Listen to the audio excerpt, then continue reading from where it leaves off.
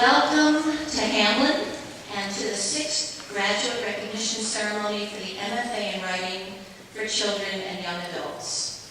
I'm Mary Rockcastle, Dean of the Graduate School of Liberal Studies, and I'm very happy to be here celebrating the accomplishments of our graduates. They have traveled the expanse of 4 semesters and 5 residencies, absorbed hours of lectures, presentations, readings and workshops, read and analyzed and researched, opened themselves to transformation, and inspired all of us with their work. I want to thank the family members, friends, and other loved ones who are here with us today to honor our graduates. I also want to thank the faculty who worked so generously with them during their time at Hamline, and the staff who never stops. This week we focused our attention on theme, on what we call the aboutness of the story, the isness, the meaning, purpose, main idea. The one thing you take away from a book, the there that fills the hole when someone says, "There's no there there." Here are some of the lessons we learned this week. Deb Wiles made new meaning of the familiar quote from Socrates, "The unexamined life is not worth living."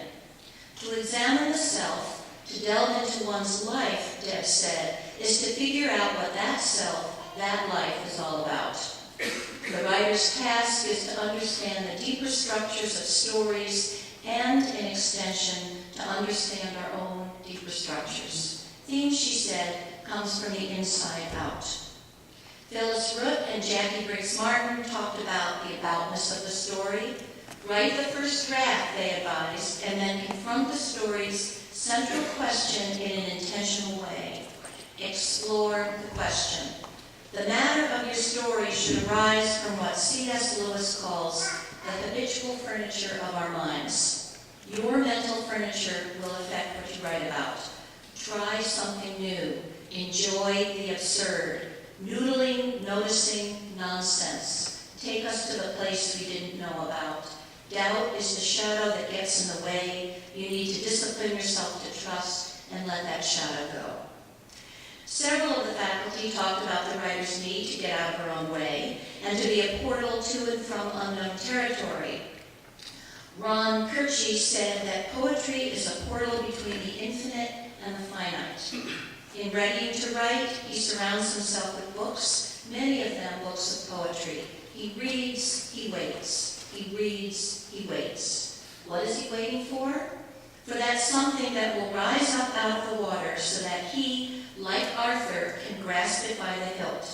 To do this, the writer must be open and available. What is a truly American children's literature, Gary Schmidt asked. When did our literature for children move from its dependency on England and the Old World to achieve its own unique identity? A long time, actually. Not until the 1930s, much longer than it took adult literature to claim its place in the literary culture. As it evolved, American children's literature asked hard questions regarding justice, reconciliation, immigration, racial otherness, our places in society. We don't live in a bubble, Gary says. How will you, as writers, talk to the kids reading your books about the worlds within and without? Mary Logue says that all fiction really is a fantasy. Our novels are imaginary worlds. While individual genres have their own rules, the rules of good writing apply across the boundaries of genre. Jane Rush Thomas gave us lessons on how to cut lard-ass prose from our writing. She quoted E.B. White, "Rich, ornate prose is hard to digest, generally unwholesome and sometimes nauseating." Wendy Orr showed us how many drafts are necessary to get the prose and the story right. Every word we use as writers must have resonance, Elizabeth Partridge said. Honor the spirit of every word you write. Wendy Orr also talked about the moment in the writing process when something hits your heart and you know you've got it. Elizabeth Partridge referred to it as the moment when the idea smacks you in the head. When this moment happens, the moment when she knows she has a story to tell, I get absolute silence, she said. Earth stops turning for a moment. I let the flood tide run through me, soaked with love for the idea. What are the questions your story asks and Ursu asks you? What's the animus of the work, its guiding spirit, its soul, its animating force? What's the glue that holds the book together and makes it stick in the minds of your readers? You don't tell your story what it's about, it tells you. Eleanor Tate explored what constitute a classic book and a classic theme. The theme is the scaffolding on which you stand, she said. Words are the bricks you lay. When the house is built, you take down the scaffolding and the theme is there, embedded in the work. Lisa Yon Clow has taught herself to work through this issue of theme by thinking hard about feedback she received from her editor. What are you saying? This book doesn't say anything. Craft is what makes you a writer, not a dreamer, Lisa says. Marcia Qualley tries to show us how to read like a writer. Not what's the structure of this novel, but how does the author weave backstories and stories within a story into the text? Not what role does suspense build in this novel, but how does the author create suspense on the page? Everything you need to know is on the pages of the books you read. Learn how to read as a writer, Marcia says, and you'll know what to do. When I wrote my first novel, Rainy Lake, I was driven by 3 questions. Why did my parents die? Why did this happen to my family? How can a child die without a mark on him? I was also driven by the idea that well-intentioned behaviors and ways of living can cause irreparable harm. I wasn't interested in writing about a family in which there is overt and obvious abuse. Other people knew more about that and could write those books. I was interested in the family in which parents do everything seemingly right that send forces into action that have deadly consequences. In my last novel, the one coming out a year from now, I was driven by several questions, abstract and big-headed enough to drive me 12 years in the writing. What makes a good marriage between 2 complicated, driven, gifted adults? What are the deeper connections between art, nature, and human relationships?